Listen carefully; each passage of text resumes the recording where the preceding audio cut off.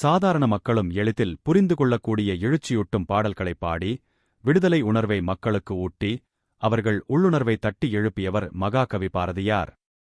1882ஆம் ஆண்டு டிசம்பர் 11 சின்னசாமி ஐயருக்கும் லட்சுமி அம்மாளுக்கும் எட்டயபுரத்தில் பிறந்த பாரதி சுப்பையா என்று அழைக்கப்பட்டார். தனது 11ஆம் வயதில் பள்ளியில் படித்து வரும்பொழுதே கவிபுனையும் ஆற்றலை வெளிப்படுத்தினார். 1897ஆம் ஆண்டு செல்லம்மாளை மணந்தார்.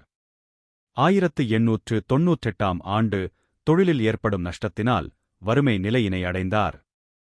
இதனை எட்டயபுரம் மன்னருக்கு தெரிவித்து பொருளுதவி வழங்குமாறு கடிதத்தில் கேட்டுக்கொள்கின்றார். பின்னர் எட்டயபுரம் அரண்மனையில் பணி கிடைத்தது. சிறிது காலங்களிலேயே அப்பணியை விடுத்து காசிக்குச் செல்கின்றார்.